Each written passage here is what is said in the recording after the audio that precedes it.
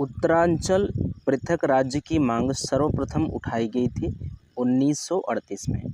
तो 1938 में सर्वप्रथम यह मांग उठाई गई थी कि उत्तरांचल एक अलग से राज्य होना चाहिए।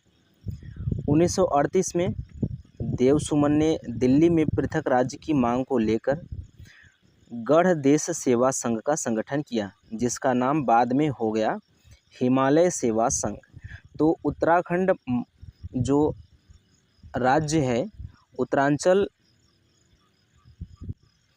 के लिए अलग से राज्य बनाने से संबंधित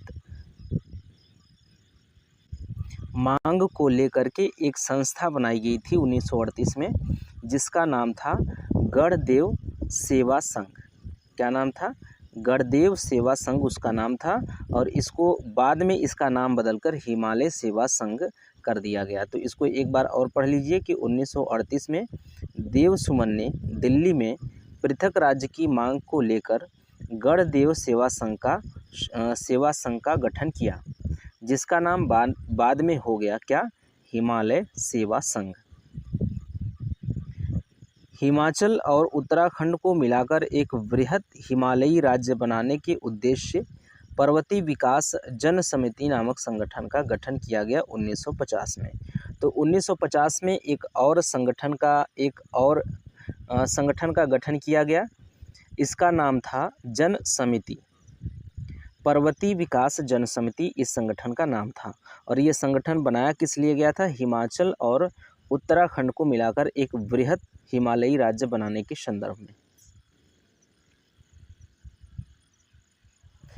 1967 में रामनगर में पृथक राज्य हेतु पर्वतीय राज्य परिषद का गठन किसकी अध्यक्षता में किया गया?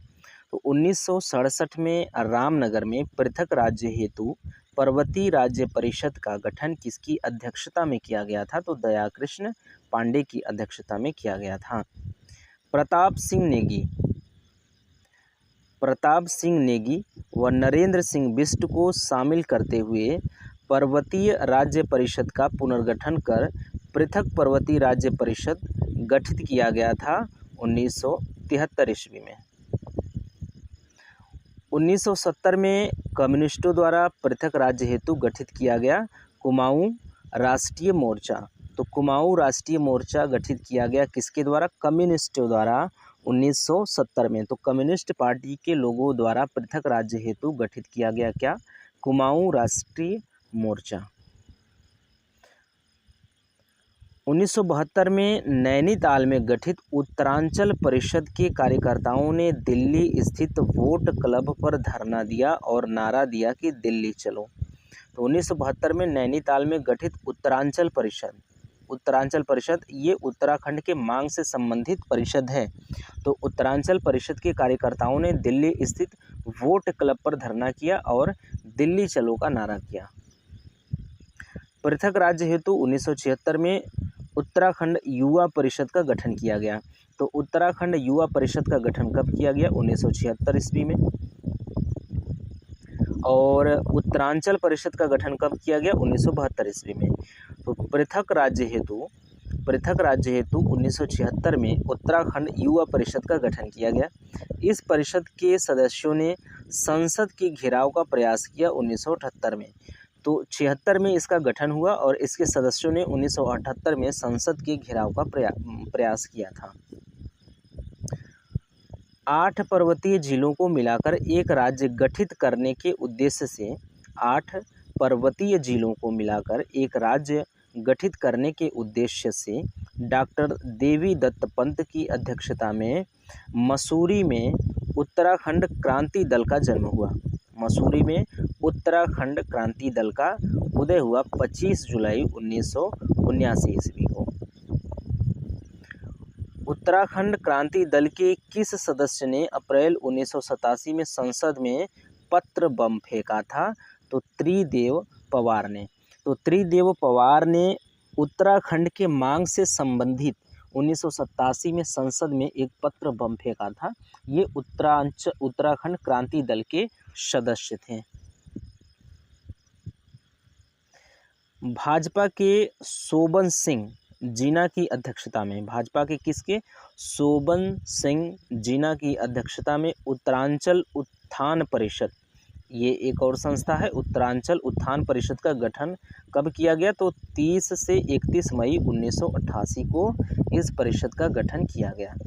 पृथक राज्य आंदोलन से संबंधित सभी संगठनों को मिलाकर उत्तरांचल संयुक्त संघर्ष समिति का गठन द्वारिका प्रसाद उनियाल के नेतृत्व में किया गया 11 से 12 जनवरी 1989 को। तो ये महत्वपूर्ण हो सकता है, एक बार और इस चीज़ को दोहरा लेते हैं। तो पृथक राज्य आंदोलन से संबंधित, अलग से राज्य बनाने के आंदोलन से संबंधित सभी संगठनों, अभी जितने संगठनों के बारे में हमने पढ़ा था कि इतने सन में ये संगठन बनाया गया, इतने सन में ये, तो उन सभी संगठनों को मिलाकर के उत्तरांचल संयुक्त संघर्ष समिति का गठन द्वारिका प्रसाद उनियाल के नेतृत्व में किया गया। तो किसके नेतृत्व में, ये महत्वपूर्ण है, द्वारिका प्रसाद उनियाल के नेतृत्व में ये संगठन तैयार किया गया 11 और 12 जनवरी 1989 के आसपास। 1990 में उत्तरांचल क्रांति दल के, जो उत्तरांचल क्रांति दल है, तो 1990 में उत्तरांचल क्रांति दल के विधायक के रूप में उत्तर प्रदेश विधानसभा में उत्तराखंड राज्य से संबंधित प्रथम प्रस्ताव किसने रखा था, तो जसवंत सिंह बिष्ट ने। तो उत्तर प्रदेश विधानसभा में उत्तराखंड राज्य से संबंधित प्रथम प्रस्ताव अजय सिंह बिष्ट ने रखा था 1990 में। ये कौन थे, उत्तराखंड क्रांति दल के विधायक के रूप में। उत्तर प्रदेश विधानसभा में उत्तराखंड राज्य से संबंधित प्रथम प्रस्ताव जसवंत सिंह बिष्ट ने रखा था। तो कुल मिला के बस इतना याद रखना है कि उत्तराखंड के मांग से संबंधित उत्तर प्रदेश विधानसभा में सबसे पहले प्रस्ताव रखा था जसवंत सिंह बिष्ट ने। पृथक उत्तराखंड राज्य को सर्वप्रथम किस राष्ट्रीय पार्टी ने अपने घोषणा पत्र में शामिल किया, तो भाजपा ने अपने घोषणा पत्र में इसको शामिल किया था। वामपंथी लोगों द्वारा 1991 में गठित किया गया क्या, उत्तराखंड मुक्ति मोर्चा। उत्तराखंड मुक्ति मोर्चा गठित किया गया 1991 में वामपंथी लोगों के द्वारा। जुलाई 1992 में उक्रांद ने पृथक राज्य के संबंध में एक महत्वपूर्ण दस्तावेज जारी कर गैरसैंण को प्रस्तावित राज्य की राजधानी घोषित किया गया और इसका नाम रखा गया चंद्रनगर। एक बार और इस लाइन को, इस पॉइंट्स को पढ़ लीजिए। जुलाई 1992 में उक्रांद ने पृथक राज्य के संबंध में एक महत्वपूर्ण दस्तावेज जारी करके गैरसैंण को प्रस्तावित राज्य की राजधानी घोषित किया गया और इसका नाम रखा गया चंद्रनगर।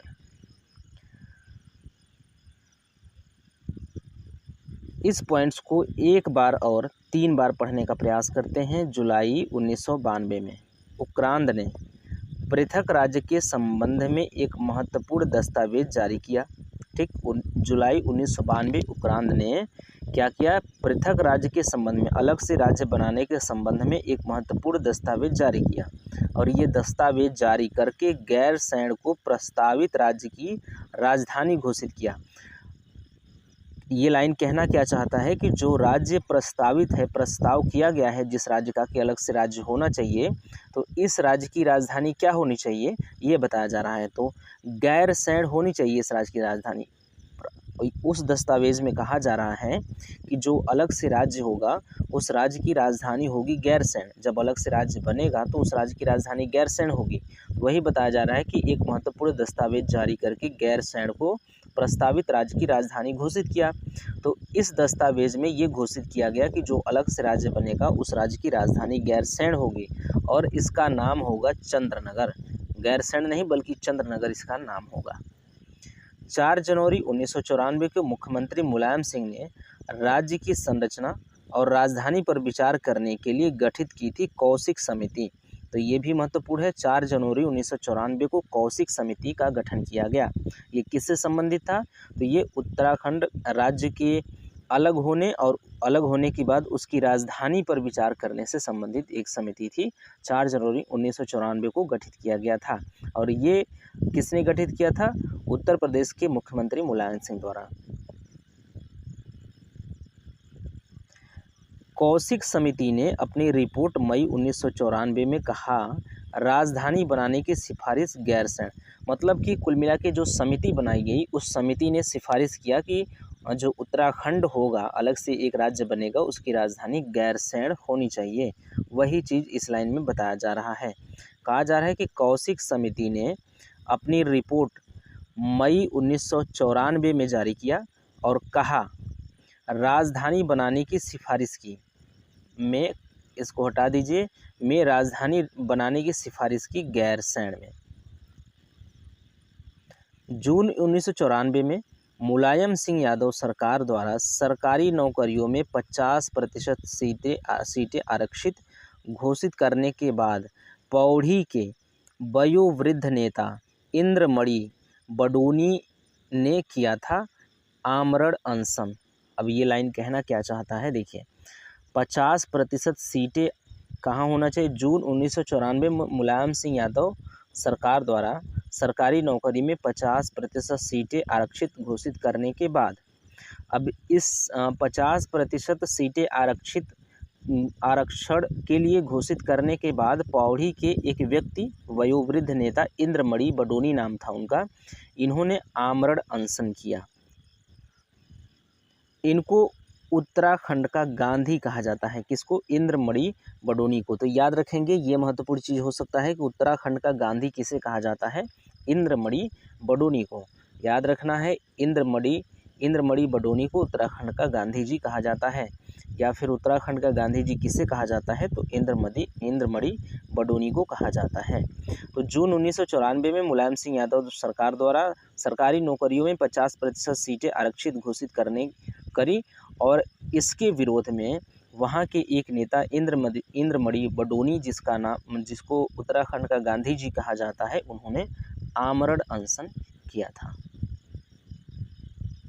1 सितंबर 1994 में खटीमा गोलीकांड को, जिसमें कि लगभग 25 लोग मारे गए थे, उत्तराखंड के इतिहास में किस नाम से जाना जाता है? तो काला दिवस के रूप में जाना जाता है।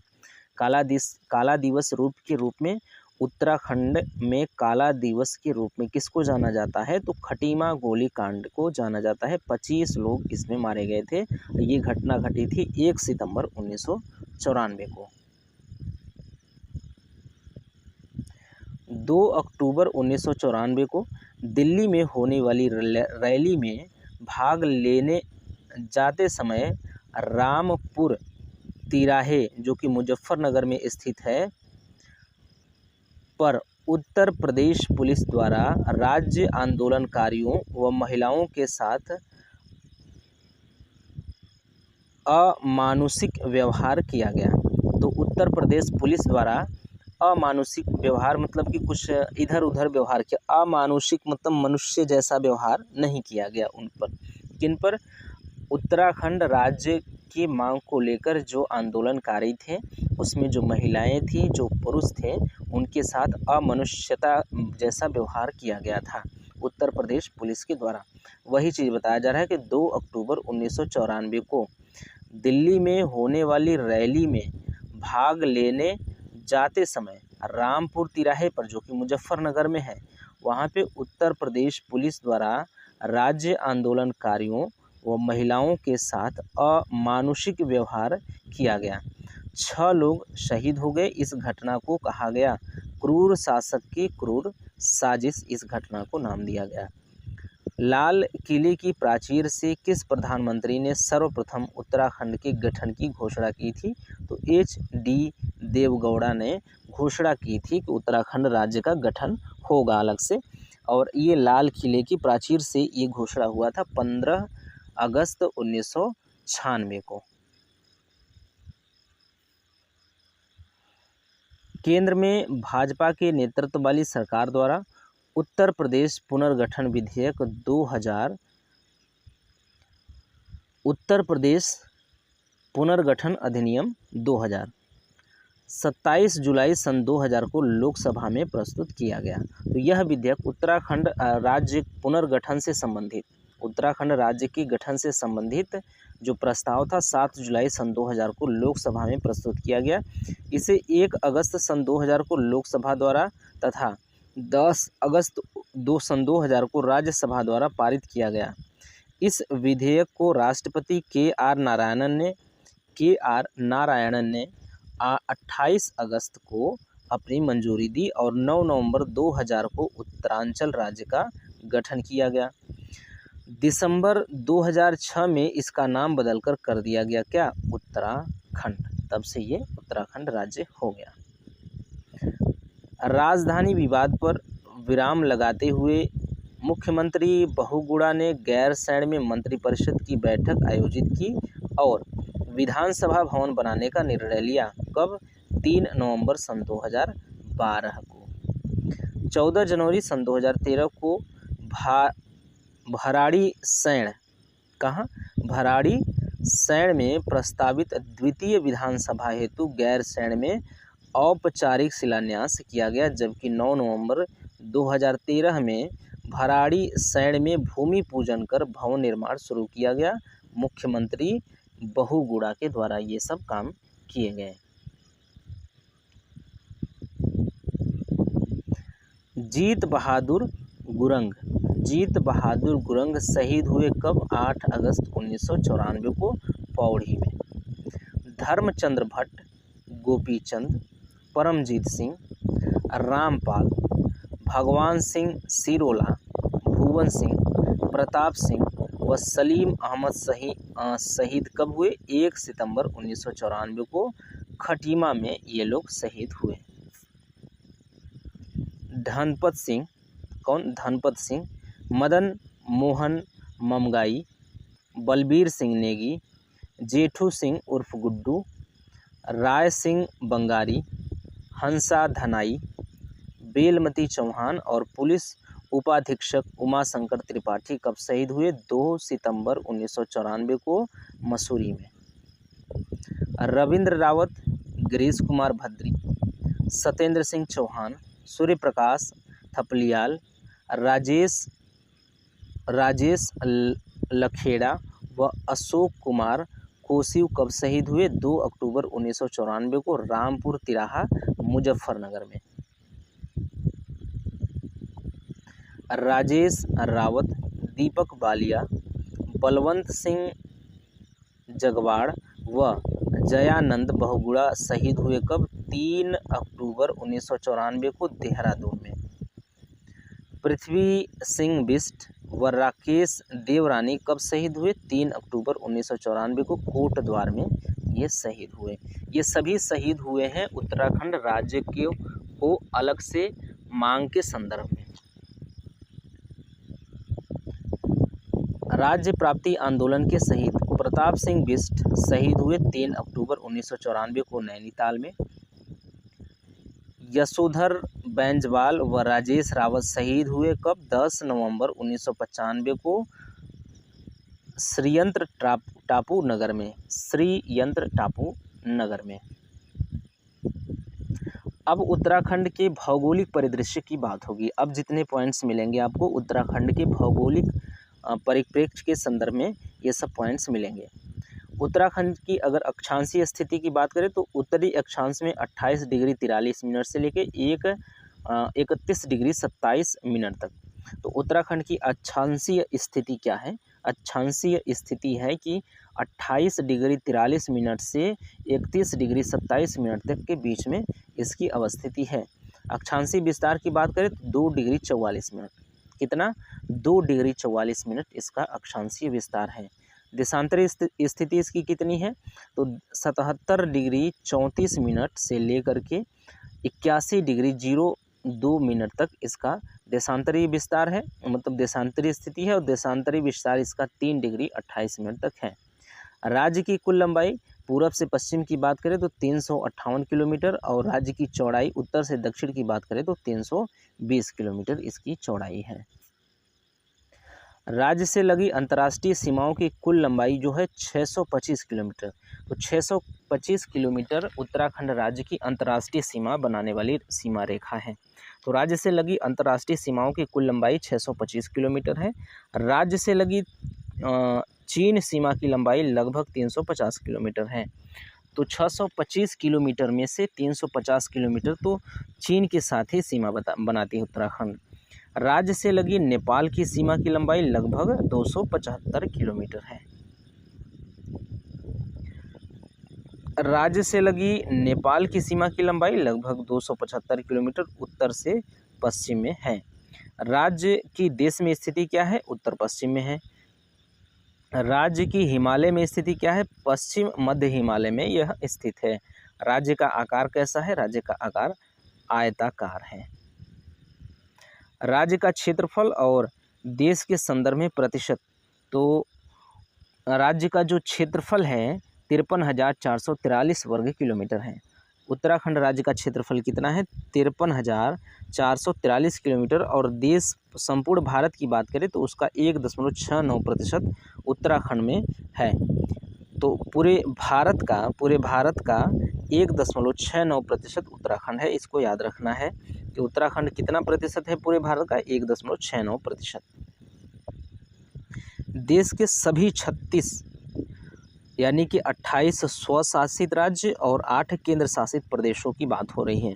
तो देश के सभी 36 राज्यों में क्षेत्रफल की दृष्टि से उत्तराखंड का स्थान मध्य प्रदेश, महाराष्ट्र, उत्तर प्रदेश, गुजरात, कर्नाटक, आंध्र प्रदेश, उड़ीसा, छत्तीसगढ़, तमिलनाडु, तेलंगाना, बिहार, पश्चिम बंगाल, अरुणाचल प्रदेश, झारखंड, असम, हिमाचल प्रदेश, जम्मू कश्मीर और लेह के बाद 20वां है।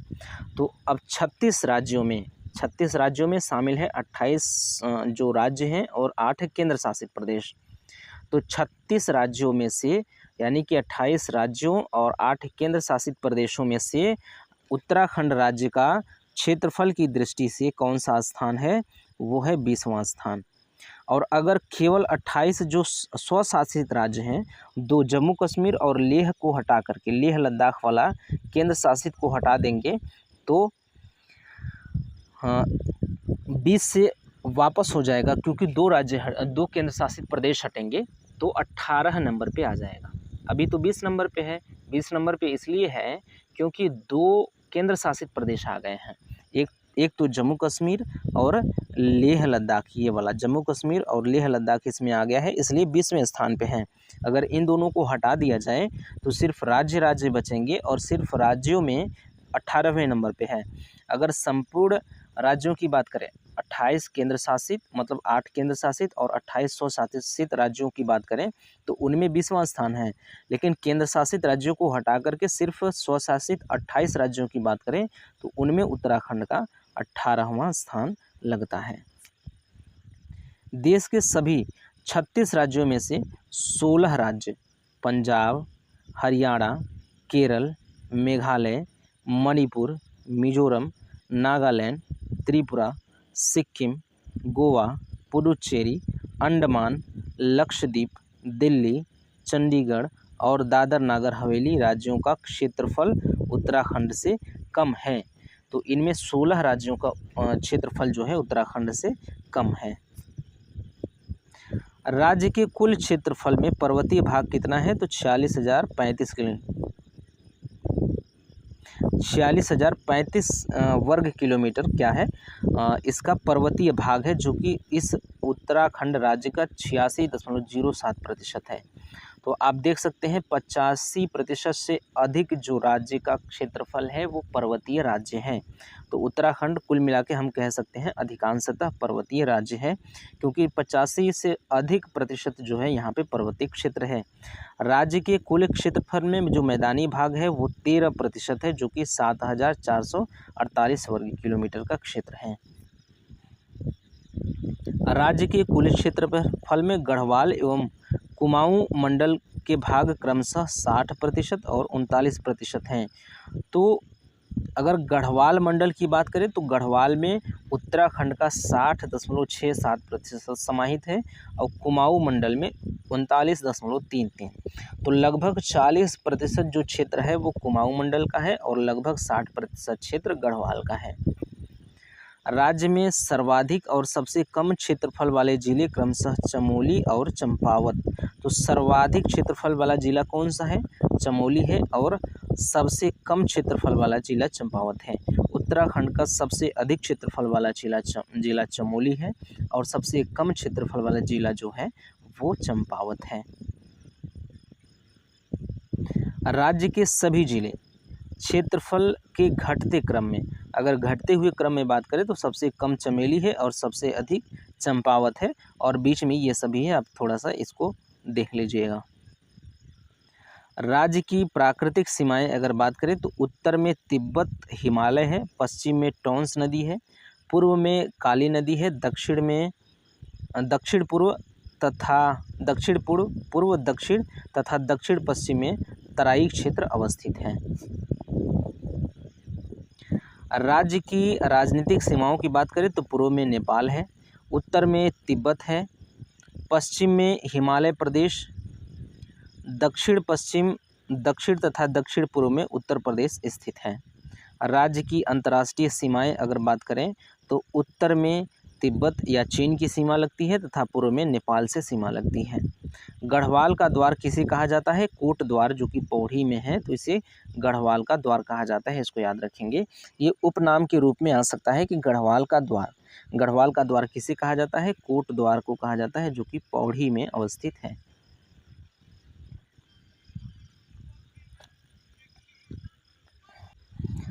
अब कहा जा रहा है कि कुमाऊं का द्वार किसे कहा जाता है? ये भी उपनाम के रूप में आ सकता है। तो कुमाऊं का द्वार काठगोदाम को कहा जाता है। कुमाऊं का द्वार किसे कहा जाता है? कुमाऊं का द्वार काठगोदाम को कहा जाता है। ये अवस्थित कहाँ है? नैनीताल में अवस्थित है। उत्तर प्रदेश से सटे राज्यों की संख्या, मतलब उत्तर प्रदेश से सटे राज्यों की संख्या हिमाचल प्रदेश और उत्तर प्रदेश, सॉरी ये लिखा है प्रदेश, सॉरी उत्तर प्रदेश नहीं, प्रदेश से सटे राज्यों की संख्या 2 है। 2 प्रदेश उत्तराखंड से सीमा साझा करते हैं। कौन कौन से? हिमाचल प्रदेश और उत्तर प्रदेश। क्योंकि उत्तर प्रदेश से ही निकल के अलग हुआ है तो उत्तर प्रदेश से ऑफिशियली उत्तर प्रदेश से तो जुड़ा ही होगा, सीमा तो बनाएगा ही बनाएगा। हिमाचल प्रदेश से भी सीमा तैयार कर बनाता है ये उत्तराखंड। तो उत्तराखंड से सटे राज्यों की संख्या 2 है, वो है हिमाचल प्रदेश और उत्तर प्रदेश। सर्वाधिक सीमा रेखा वाला उत्तर प्रदेश है, सर्वाधिक सीमा रेखा वाला राज्य वो उत्तर प्रदेश है। उत्तराखंड का सर्वाधिक सीमा रेखा उत्तर प्रदेश के साथ बनता है। सबसे कम सीमा रेखा हिमाचल प्रदेश के साथ बनता है, क्योंकि हिमाचल प्रदेश और उत्तर प्रदेश से ही इसका सीमा साझा होता है। तो सबसे अधिक अगर उत्तर प्रदेश से सीमा साझा कर रहा है तो सबसे कम हिमाचल प्रदेश से ही करेगा। सर्वाधिक राज्यों को स्पर्श करने वाला जिला कौन सा है? वो है देहरादून। उत्तर प्रदेश और हिमाचल प्रदेश ये दोनों राज्यों को स्पर्श करता है। जो उत्तराखंड में देहरादून है, देहरादून दोनों राज्यों के साथ अपना सीमा साझा करता है, उत्तर प्रदेश और हिमाचल प्रदेश। तो देहरादून को आप याद रखेंगे कि उत्तराखंड का देहरादून जिला जो है वो सबसे अधिक राज्यों के साथ सीमा साझा करता है, उत्तर प्रदेश और हिमाचल प्रदेश के साथ। उत्तर प्रदेश को स्पर्श करने वाले जिले कौन कौन से हैं? उत्तराखंड के ऐसे जिले जो उत्तर प्रदेश को स्पर्श करते हैं तो वो देहरादून है, हरिद्वार है, पौड़ी, नैनीताल और ऊधम सिंह नगर। ये 5 जिले ऐसे हैं जो उत्तर प्रदेश से सीमा साझा करते हैं, जो कि उत्तराखंड के हैं। उत्तराखंड के 5 ऐसे जिले जो कि उत्तर प्रदेश से सीमा साझा करते हैं वो है देहरादून, हरिद्वार, पौड़ी, नैनीताल और ऊधम सिंह नगर। हिमाचल प्रदेश को स्पर्श करने वाले जिलों की संख्या 2 है, वो है देहरादून और उत्तरकाशी। हमने देखा कि देहरादून जो है, देहरादून उत्तर प्रदेश और हिमाचल प्रदेश दोनों के साथ सीमा साझा करता है। तो उत्तर प्रदेश के साथ हमने देखा कि देहरादून सीमा साझा कर रहा है, और हिमाचल प्रदेश में जब हम आते हैं तो यहाँ भी देखते हैं कि देहरादून है। तो हिमाचल प्रदेश को स्पर्श करने वाले उत्तराखंड के जिले जितने हैं वो हैं 2, एक तो देहरादून और एक उत्तरकाशी। नेपाल को स्पर्श करने वाले जिले जो हैं वो 3 हैं, 3 जिले उत्तराखंड के ऐसे हैं जो नेपाल से सीमा साझा करते हैं, वो हैं उधम सिंह नगर, चंपावत और पिथौरागढ़। तिब्बत या चीन के साथ जो स्पर्श करने वाले जिले हैं वो भी उनकी संख्या भी 3 है, तो पिथौरागढ़ है, चमोली है और उत्तरकाशी, जो कि तिब्बत या चीन से सीमा साझा करता है। राज्य के सबसे पूर्वी और पश्चिमी जिले क्रमशः पिथौरागढ़ और देहरादून हैं। अगर पूछा जाए राज्य का सबसे पूर्वी जो जिला वो कौन सा है, पिथौरागढ़, और सबसे पश्चिमी जिला जो है वो है देहरादून। एक बार फिर से अपने दिमाग में बैठा लीजिए कि राज्य का सबसे पश्चिमी जिला देहरादून है और राज्य का सबसे पूर्वी जिला पिथौरागढ़ है। राज्य के सबसे उत्तरी और दक्षिणी जिले क्रमशः कौन कौन से हैं, तो उत्तरकाशी है और उधम सिंह नगर है। राज्य के सबसे उत्तरी जिला कौन सा है, सबसे उत्तरी जिला है उत्तरकाशी और सबसे दक्षिणी जिला जो है उधम सिंह नगर है। सबसे लंबी अंतर्राष्ट्रीय सीमा रेखा वाला जिला कौन सा है, सबसे लंबी अंतर्राष्ट्रीय सीमा रेखा वाला जिला जो है पिथौरागढ़ है। ये दो देशों के साथ मिलता है, तिब्बत और नेपाल के, मतलब नेपाल और तिब्बत के साथ ये सीमा साझा करता है। कौन, पिथौरागढ़। तो उत्तराखंड का एक ऐसा जिला है ये पिथौरागढ़ जो सर्वाधिक सीमा साझा करने वाला जिला है उत्तराखंड में। सर्वाधिक अंतर्राष्ट्रीय सीमा साझा करने वाला ये जिला है और ये सीमा साझा करता है नेपाल और तिब्बत के साथ। धरातलीय विन्यास, अस्तर, शैलक्रम तथा उच्चावच स्वरूपों के आधार पर उत्तराखंड को 8 भौगोलिक भागों में बांटा जाता है। किस किस के आधार पे, 3 आधार में। धरातलीय विन्यास के आधार पे, धरातलीय विन्यास, और उसके बाद अस्तर, शैलक्रम और उच्चावच स्वरूपों के आधार पे उत्तराखंड को 8 भौगोलिक क्षेत्रों में बांटा गया है। ये 8 भौगोलिक क्षेत्र हैं: गंगा का मैदान, तराई क्षेत्र, भाबर क्षेत्र, शिवालिक क्षेत्र, दून का क्षेत्र, लघु मध्य हिमालयी क्षेत्र, वृहद और उच्च हिमालयी क्षेत्र तथा ट्रांस हिमालयी क्षेत्र। इन 8 भागों में इन्हें बांटा गया है। राज्य के किस जिले का अधिकांश भाग गंगा के मैदान के अंतर्गत आता है, तो हरिद्वार का भाग गंगा के अंतर्गत आता है। तो हरिद्वार जो जिला है उत्तराखंड का, तो हरिद्वार का अधिकांश भाग गंगा के मैदान के अंतर्गत आता है। किस क्षेत्र में पाताल तोड़ कुएं मिलते हैं, तो तराई के क्षेत्र में। उत्तराखंड में एक क्षेत्र है तराई का क्षेत्र, हमने अभी पिछले स्लाइड में देखा कि तराई का क्षेत्र है। तराई के क्षेत्र में पाताल तोड़ कुएं पाए जाते हैं। आगे बात करें तो नमी अधिक होने के कारण किस क्षेत्र को तरी वाला नाम से भी जाना जाता है। तो तराई क्षेत्र को तरी वाला नाम से जाना जाता है क्योंकि यहाँ पे नमी अधिक होती है। किस क्षेत्र में पंजाब, हरियाणा, बंगाल आदि राज्यों के लोग निवास करते हैं, तो तराई क्षेत्र में पंजाब, हरियाणा और बंगाल से आकर लोग निवास करते हैं। तराई क्षेत्र के ठीक उत्तर में स्थित कंकड़ पत्थर से युक्त क्षेत्र को क्या कहा जाता है, तो इसको भाबर क्षेत्र कहा जाता है। बात करें कि किस क्षेत्र की मृदा कंकड़ पत्थर तथा मोटे बालू से युक्त होती है, तो भाबर क्षेत्र की मृदा कैसी है, कंकड़ पत्थर तथा मोटे बालू से युक्त है। भाबर क्षेत्र के तुरंत उत्तर में पहाड़ियों को कहा जाता है क्या, शिवालिक या बाह्य हिमालय या हिमालय पाद इसको कहा जाता है।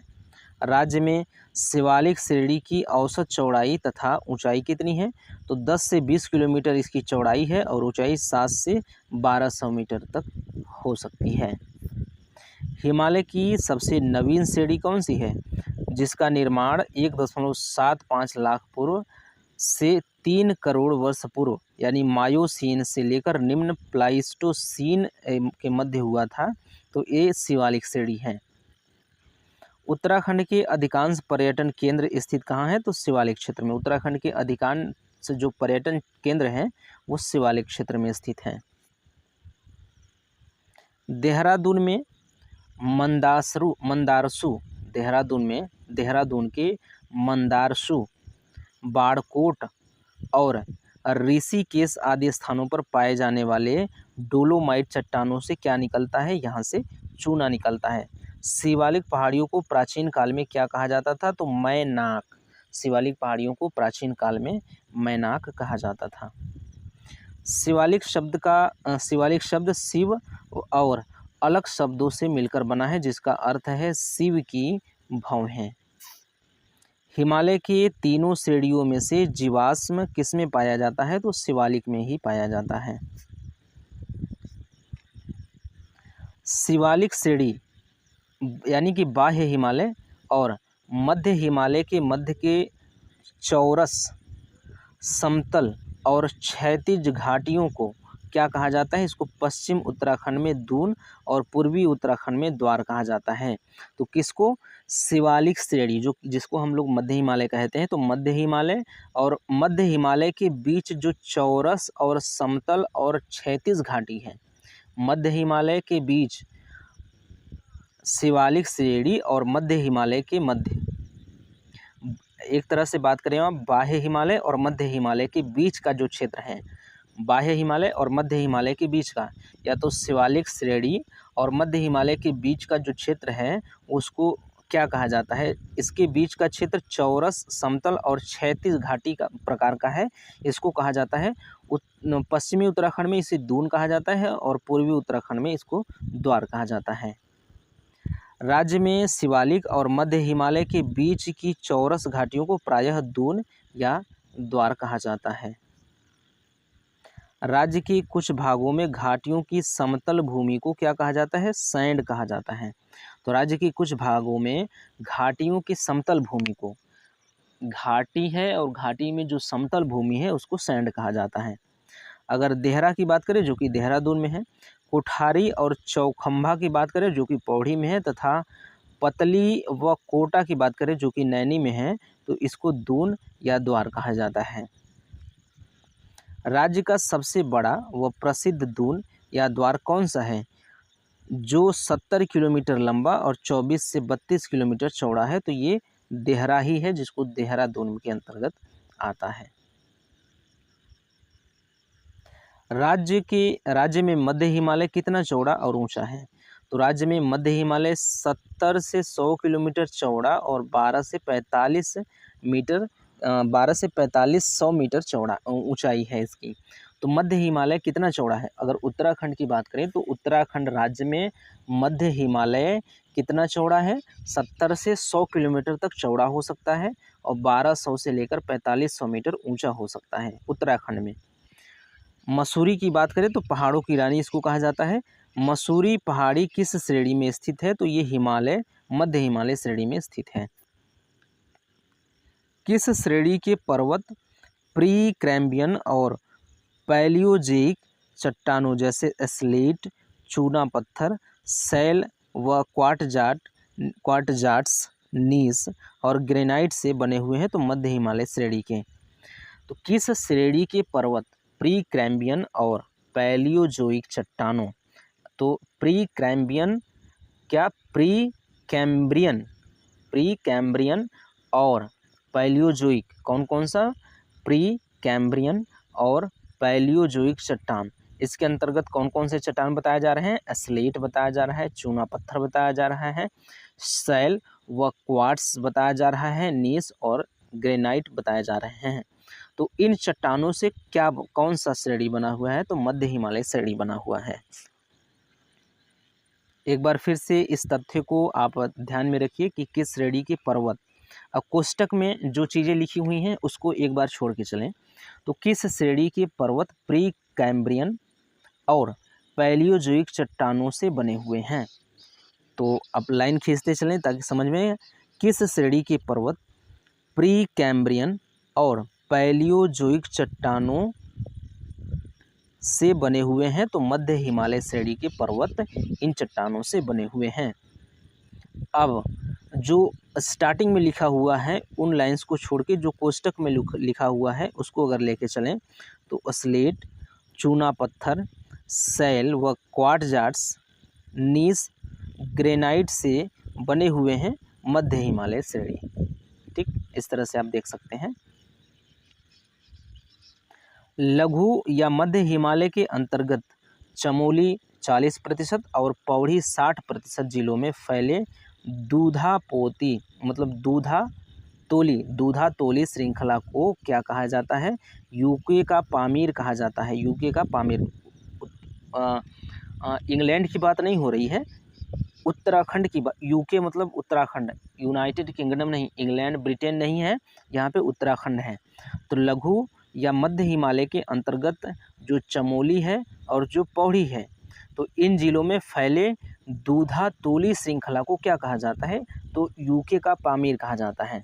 तो कुल मिला के हम अगर सिर्फ इतनी बात कहें कि उत्तराखंड में एक श्रृंखला है जिसका नाम है दूधा तोली।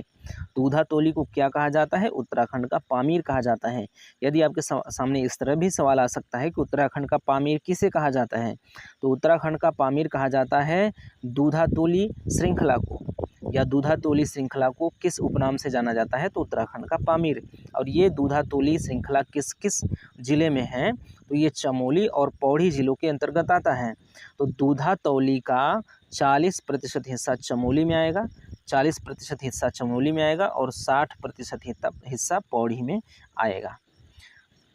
पश्चिमी रामगंगा, आटागाड़, पश्चिमी व पूर्वी नयार तथा वोनो आदि 5 नदियाँ कहाँ से निकलती है? दूधा तोली श्रृंखला से। तो इसी श्रृंखला से 5 नदियाँ भी निकलती हैं। कौन कौन? पश्चिमी रामगंगा, अंटागाड़, पश्चिमी नयार और पूर्वी नयार, कुल मिला के 5 नदियाँ हो गई, और वोनो मतलब 4 हो गई, और वोनो को मिलाकर 5 नदियाँ इस श्रृंखला से निकलती हैं, दूधा तोली श्रृंखला से। दूधा तोली कहाँ है? उत्तराखंड में है। दूधा तोली को क्या कहा जाता है? उत्तराखंड का पामीर कहा जाता है। और दूधा तोली का जो 40% हिस्सा है वो चमोली के अंतर्गत आता है, और जो 60% हिस्सा है वो पौड़ी के अंतर्गत आता है। गैरसैंण कहाँ स्थित है? तो दूधा तोली श्रृंखला के पास में ही गैरसैंण अवस्थित है। राज्य की अधिकांश ऊंची पर्वत चोटियां कहाँ स्थित हैं? वृहद या उच्च हिमालयी क्षेत्र में राज्य की अधिकांश ऊंची पर्वत चोटियां स्थित हैं।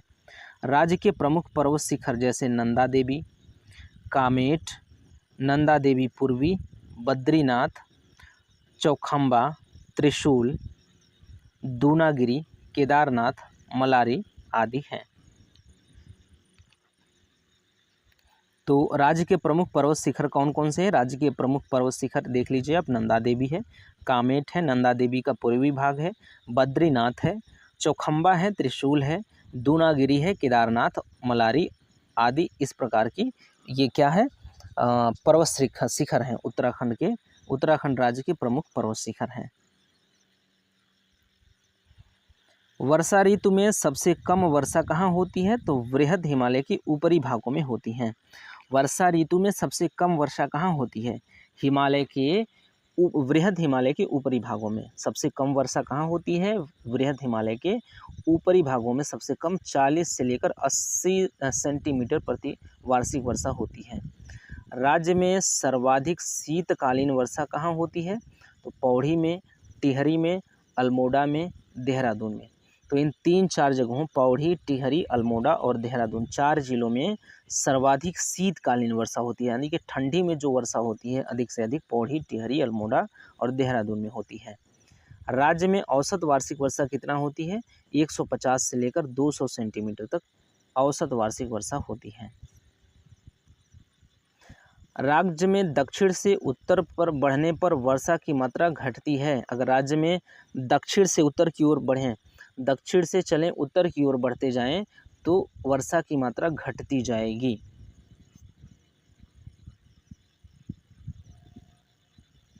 दक्षिण से उत्तर की ओर जाएंगे तो वर्षा की मात्रा घटती जाएगी, बरसात जो होगा वो कम होता जाएगा। राज्य में अधिकतम वर्षा 2013 में हुआ था देहरादून में। कि कहाँ हुआ था? देहरादून में हुआ था 2013 में। सर्वाधिक तापमान वाला क्षेत्र कौन सा है? बाह्य हिमालय के दक्षिणी ढाल से तराई तक का क्षेत्र सर्वाधिक तापमान वाला क्षेत्र है। तो राज्य में सर्वाधिक तापमान वाला क्षेत्र कौन सा है? बाह्य हिमालय के दक्षिण से लगा करके दक्षिणी ढाल से तराई तक का क्षेत्र अधिक तापमान वाला क्षेत्र है। राज्य में अधिकतम तापमान कब हुआ था? 2020 में पंतनगर में 41 डिग्री सेल्सियस के आसपास यहाँ का तापमान हो गया था।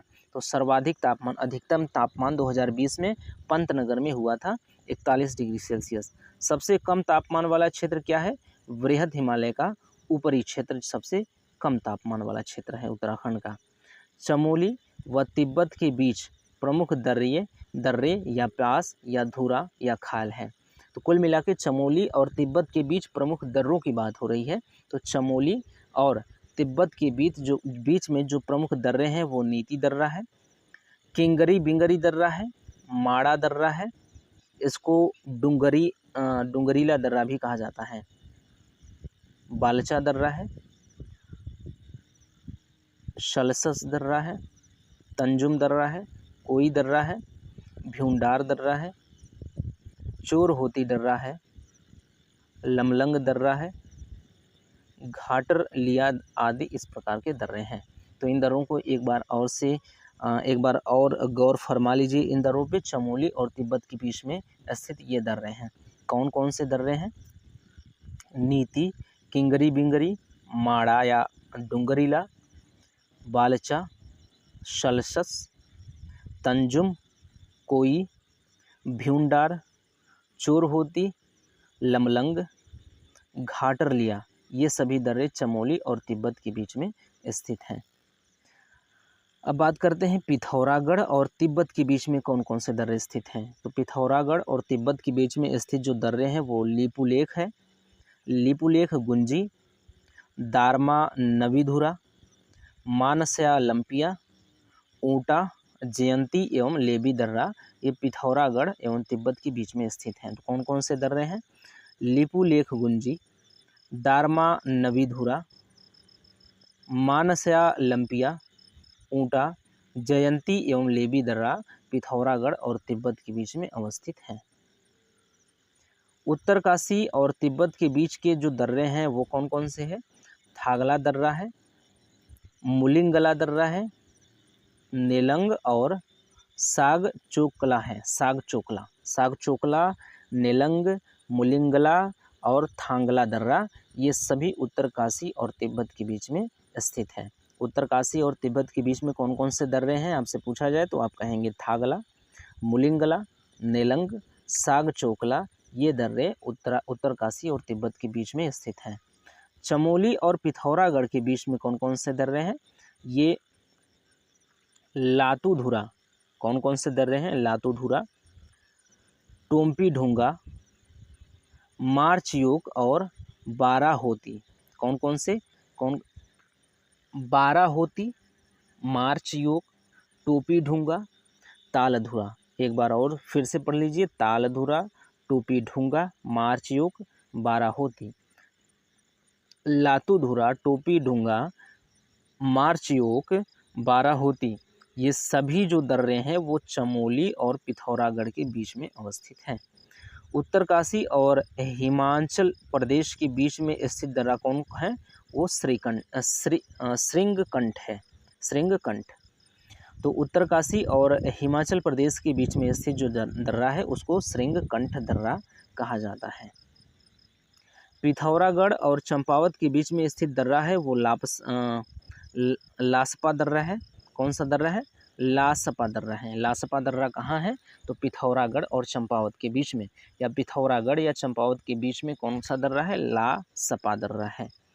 पिथौरागढ़ और बागेश्वर के बीच में स्थित दर्रा जो है वो ट्रेल पास कहा जाता है उसको। बागेश्वर और चामोली के बीच में जो दर्रा है उसे सुंदरदुंगा दर्रा कहा जाता है। उत्तरकाशी और चमोली के बीच में जो स्थित है दर्रा उसको कालिंदी दर्रा कहा जाता है। वहीं दारमा व्यास घाटी के बीच में स्थित जो दर्रा है सीनला दर्रा कहा जाता है, ये पिथौरागढ़ में स्थित है। दारमा और लस्सर यांगटी घाटी के बीच में जो दर्रा स्थित है उसे गंगाचल दर्रा कहा जाता है, जो कि पिथौरा में है। तो गंगाचल दर्रा कहाँ है? पिथौरागढ़ में है। ये दारमा और लस्सर यांगटी घाटी के बीच में अवस्थित है। दारमा और कुंथी घाटी के बीच में कौन सा दर्रा अवस्थित है? तो नामा दर्रा, जो कि पिथौरागढ़ में अवस्थित है, ये वहाँ पर है। मानसरोवर यात्रा के लिए वर्तमान में प्रयुक्त दर्रा कौन कौन सा है? तो लिपुलेख दर्रा, जो कि पिथौरागढ़ में है। तो अगर मानसरोवर यात्रा आप अगर जा रहे हैं तो इसकी यात्रा के लिए प्रयुक्त कौन सा दर्रा है? लिपुलेख दर्रा। तो एक बार फिर से इस चीज़ को याद कर लीजिए। जो मानस सरोवर यात्रा के लिए जो वर्तमान में दर्रा प्रयोग में लाया जा रहा है, ये लिपुलेख दर्रा है। कुंवारी पास या दर्रा कहाँ स्थित है? तो औली के निकट चमोली में ये दर्रा अवस्थित है। ऊंटा, जयंती और किंगरी बिंगरी को सम्मिलित रूप से क्या कहा जाता है? तो तीन धुरा इसको सम्मिलित रूप से कहा जाता है। यदि आपके सामने उत्तराखंड में सवाल आए कि तीन धुरा किसे कहा जाता है, तो ऊंटा, जयंती और किंगरी बिंगरी को सम्मिलित रूप से तीन धुरा कहा जाता है। राज्य को प्रभावित करने वाली प्राकृतिक आपदाएं कौन कौन से हैं? भूकंप है, भूस्खलन है, अतिवृष्टि है, बाढ़ है, हिमखंडों का गिरना है और वनाग्नि। ये राज्य के प्रमुख क्या है? राज्य को प्रभावित करने वाले प्राकृतिक आपदा हैं। देहरादून, टिहरी, उत्तरकाशी, नैनीताल और ऊधम सिंह नगर आदि जिले आते हैं संवेदनशील भूकंप जोन 4 में। तो आपसे ये भी पूछ सकता है कि संवेदनशील भूकंप जोन 4 में कौन कौन से जिले आते हैं? तो संवेदनशील भूकंप जोन या भूकंप जोन 4 में देहरादून, टिहरी, उत्तरकाशी, नैनीताल, ऊधम सिंह नगर आते हैं। एक बार फिर से पढ़ लीजिए, देहरादून, टिहरी, उत्तरकाशी, नैनीताल, ऊधम सिंह नगर, तो ये सभी भूकंप जोन 4 के अंतर्गत आते हैं। वहीं अति संवेदनशील भूकंप जोन 5 के अंतर्गत की बात करें तो इसमें चमोली, रुद्रप्रयाग, अल्मोड़ा, पिथौरागढ़, चंपावत आदि जिले आते हैं। तो चमोली, रुद्रप्रयाग, अल्मोड़ा, पिथौरागढ़ और चंपावत आदि जिले किसमें आते हैं? अति संवेदनशील भूकंप जोन 5 के अंतर्गत ये आते हैं। वैसे तो भूकंप कई कारणों से आते हैं, लेकिन उत्तराखंड में आते हैं प्रायः। तो उत्तराखंड में भूकंप को आने का जो कारण है, प्लेटों की गतिशीलता तथा भ्रंशों की उपस्थिति के कारण। उत्तराखंड में प्लेटों की गतिशीलता और भ्रंशों की उपस्थिति के कारण अधिकांश भूकंप आते हैं। राज्य में मुख्य केंद्रीय भ्रंश से रेखा गुजरती है। राज्य में मुख्य केंद्रीय भ्रंश रेखा गुजरती है वृहद और मध्य हिमालय के मध्य से होकर। राज्य में मुख्य केंद्रीय भ्रंश रेखा गुजरती है टिहरी बांध के नीचे से।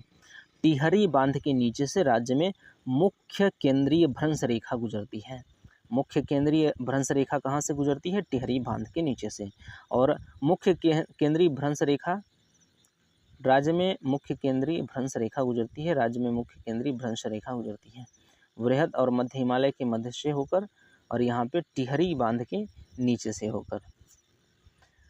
वाडिया संस्थान के ताज़ा अध्ययनों के अनुसार, वाडिया संस्थान के ताज़ा अध्ययनों के अनुसार राज्य में भूकंप की दृष्टि से सर्वाधिक संवेदनशील जिले कौन से हैं? चमोली और पिथौरागढ़ जिला। तो चमोली और पिथौरागढ़ जिला अधिक संवेदनशील है भूकंप की दृष्टिकोण से। ये बात आप याद रखिए, कौन कौन से? चमोली और पिथौरागढ़ जिला अधिक या सर्वाधिक संवेदनशील है भूकंप की दृष्टिकोण से। भूकंप मापी स्टेशन कहाँ है? देहरादून, टिहरी और गरुड़गंगा है चमोली में। तो देहरादून, टिहरी देहरादून में है, टिहरी में है और चमोली जिला में है भूकंप मापी स्टेशन। ठीक। राज्य को सर्वाधिक प्रभावित करने वाली प्राकृतिक आपदाएं भूस्खलन और बाढ़ हैं। राज्य में अधिक भूस्खलन के कारण क्या है? मानवीय हस्तक्षेप में वृद्धि व कच्चे पहाड़। ये क्या है? ये राज्य में अधिक भूस्खलन के कारण हैं। कच्चे पहाड़ हैं जो कि गिर जा रहे हैं और मानवीय हस्तक्षेप के कारण भी यहाँ पे भूस्खलन आते हैं। हाल ही में उत्तराखंड का कौन सा शहर भूस्खलन त्रासदी से प्रभावित हुआ है? तो ये जोशीमठ है। किसकी अध्यक्षता में जोशीमठ में स्थिति की समीक्षा करने के लिए राष्ट्रीय संकट प्रबंधन समिति का गठन किया गया है? एक बार फिर से इस प्रश्न को पढ़िए कि किसकी अध्यक्षता में जोशीमठ में स्थिति की समीक्षा करने के लिए राष्ट्रीय संकट प्रबंधन समिति का गठन किया गया है? तो कैबिनेट सचिव श्री राजीव गौबा। तो कैबिनेट के सचिव श्री राजीव गौबा की अध्यक्षता में एक समिति का गठन किया गया है। इस समिति का नाम है राष्ट्रीय संकट प्रबंधन समिति। तो राष्ट्रीय संकट प्रबंधन समिति का गठन किया गया है कि जोशीमठ में स्थिति की समीक्षा करने के लिए। तो अगर आपके सामने आए कि राष्ट्रीय संकट प्रबंधन समिति का गठन किसकी अध्यक्षता में किया गया है, तो श्री राजीव गौबा की अध्यक्षता में किया गया है। इस समिति का गठन का उद्देश्य क्या है? इस समिति के गठन का उद्देश्य है कि उत्तराखंड में अवस्थित जोशीमठ में स्थिति की समीक्षा करने के संदर्भ में ये गठित हुआ है। राज्य के ज्ञात इतिहास में सबसे बड़ा भूस्खलन व बाढ़ कब आया? तो 6 से 17 जून 2013 को। 16 से 17 जून 2013 की आपदा में हताहतों की संख्या लगभग 57,000 थी। 5,700, यहाँ पे 5,700 है। तो बताया जा रहा है कि 16-17 जून 2023 की आपदा में हताहतों की संख्या कितनी है? लगभग 5,700 थी।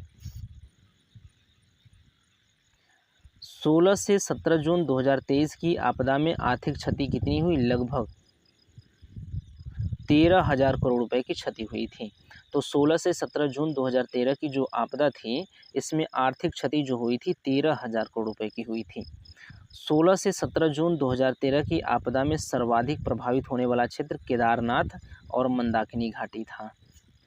16 से 17 जून 2023 की 13 की आपदा में प्रभावित गांव लगभग 4,200 गांव प्रभावित हुए थे और इस आपदा में जो मार्ग प्रभावित हुए थे 40 प्रमुख मार्ग प्रभावित हुए थे, 501 संपर्क मार्ग और 308 पैदल मार्ग प्रभावित हुए थे इस आपदा से।